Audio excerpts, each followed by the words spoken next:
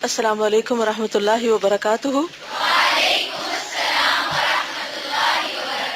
کیا حال ہے سب کا؟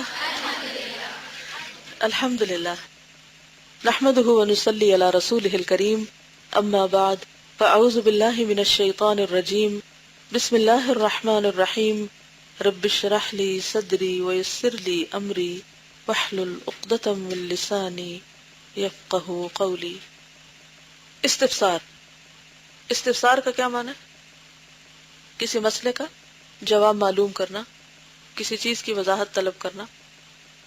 کیا فرماتے ہیں ائمہ دین اس مسئلے میں کہ ایک شخص مصیبت میں گرفتار ہے، مصیبت کا نام نہیں لیا اس نے، کیا مصیبت تھی؟ اس کی مایوسی اور نا امیدی نہایت بڑھ چکی ہے، یعنی جو چیز حاصل کرنا چاہتا وہ حاصل بھی نہیں ہوتی اور دل سے اس کی خواہش بھی نہیں جاتی، اور وہ سمجھ رہا ہے کہ اگر یہ مصیبت اور ابتلا یعنی آزمائش یوں ہی رہی تو اس کی دنیا اور آخرت دونوں تباہ ہو جائیں گی۔ دنیا کیسے؟ کہ جس چیز کے پیچھے وہ بھاگ رہا ہے وہ بھی ملنے والی نہیں، مل سکتی ہی نہیں، کیونکہ بعض اوقات ایسا بھی ہوتا ہے نا کہ انسان کا دل کسی ایسی چیز میں اٹک جاتا ہے جو اس کے لیے ہے ہی نہیں، اور پھر وہ اپنے دل کو بھی نہیں سمجھا پاتا، وہ درد بھی نہیں ختم ہوتا۔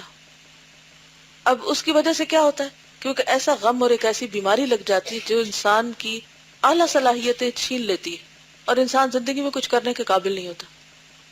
اب مثلاً اس کو نماز پڑھنی ہے تو نماز میں دل نہیں لگ رہا، کسی کی خدمت کرنی ہے تو اس میں دل نہیں لگ رہا، پڑھائی ہے وہ تو بالکل ہی ایک طرف ہو گئی، تو انسان دنیا کا بھی نہیں رہتا، اور پھر دین اور آخرت وہ بھی داؤ پہ۔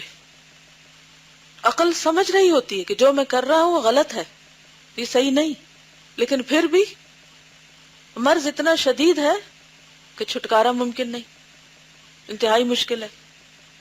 بعض اوقات لوگ لوگوں سے بھی ڈرتے ہیں کیونکہ لوگوں کو پتہ چل گیا تو بڑی بےزتی ہوگی، ماں باپ کو پتہ چل گیا تو کیا ہوگا، جان سے مار دیں گے، یا اور بھی دنیا کے کئی نقصان انسان کے سامنے آتے ہیں۔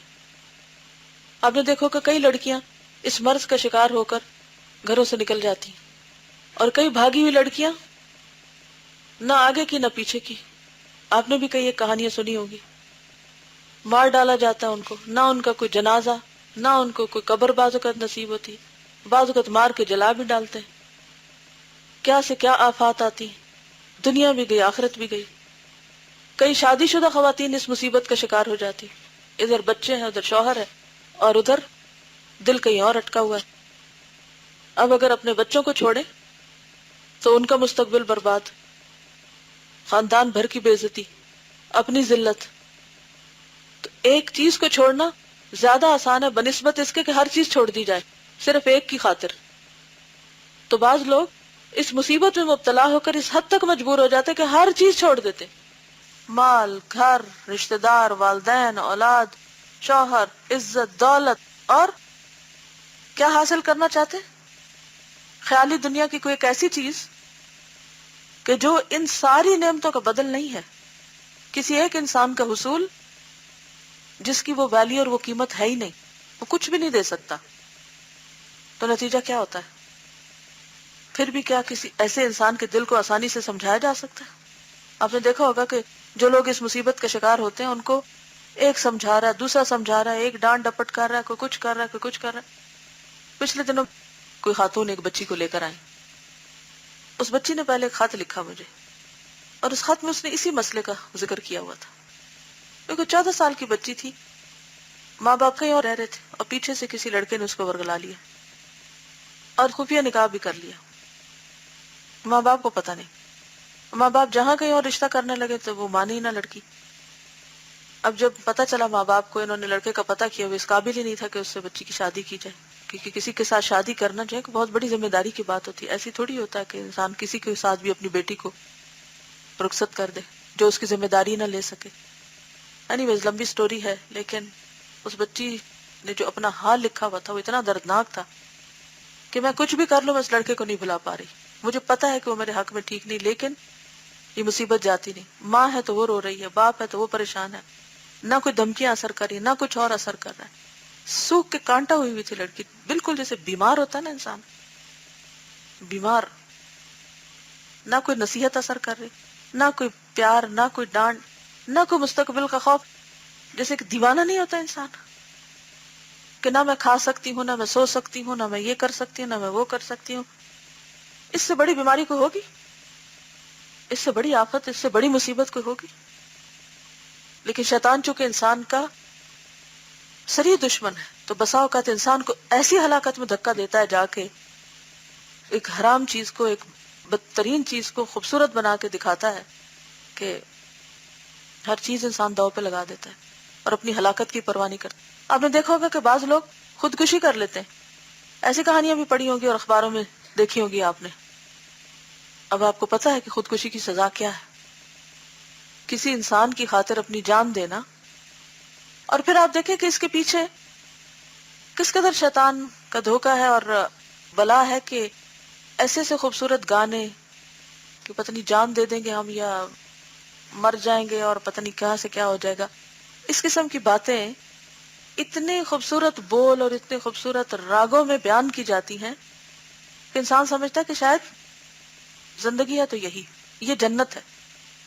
عشق کی آگ میں جلنا کیا ہے؟ جہنم میں جانا. تو اس جہنم کو شیطان کیا بنا کے دکھاتا ہے؟ جنت بنا کے دکھاتا ہے. لیکن کون سمجھائے؟ کیونکہ عقل تو کام ہی نہیں کر رہی. لیکن اس سارے بلا کے باوجود کچھ لمحات اور وقفے ایسے آتے ہیں کہ انسان کیا سوچتا ہے، کیا چاہتا ہے کہ کوئی علاج ہو اس کا. میں نے کیا سب کو مصیبت میں ڈال رکھا ہے، میں ٹھیک کیوں نہیں ہو جاتا؟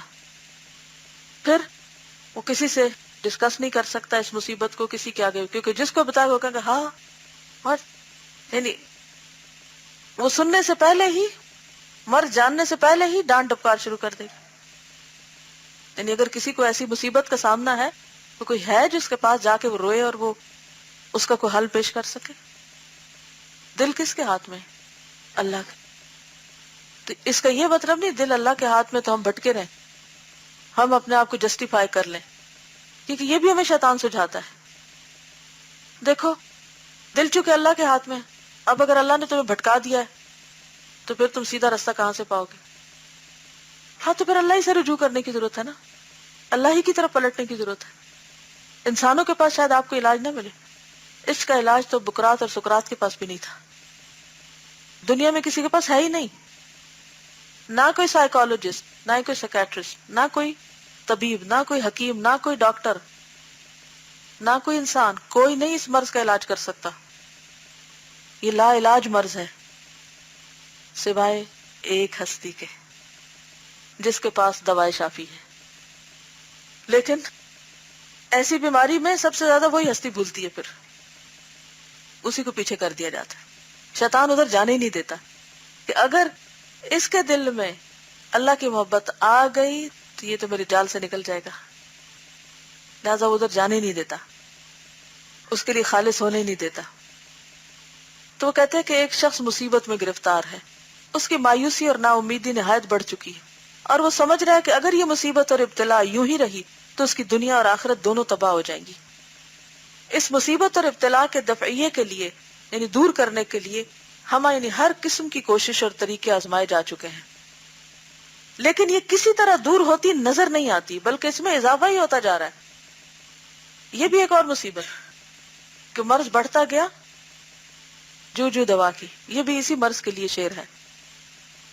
حافظ و ناقد شیخ شمس الدین ابو عبداللہ محمد بن شیخ صالح ابو بکر المعروف بابن قیم رحمہ اللہ تعالی سے دریافت کیا گیا کہ اس قسم کی مصیبت اور ابتلا کے دفعیے کے لیے کیا تدبیر اختیار کی جائے اور کون سا طریقہ اختیار کیا جائے کہ اللہ تعالیٰ اپنے اس بندے پر رحم فرمائے، کیونکہ جو کسی بندے پر رحم کرتا ہے اور مصیبت میں اس کی اعانت و امداد کرتا ہے خدا اس کی اعانت کرتا ہے. افتونا مأجورین، پڑھیے اس کو. کیا مطلب؟ جواب دیجیے ہم کو، اجر پائیں گے، یعنی اللہ آپ کو اجر دے گا. جزاک اللہ، ہی مطلب یہ مأجور یعنی جس کو اجر دیا جائے. جزاکم اللہ خیرا.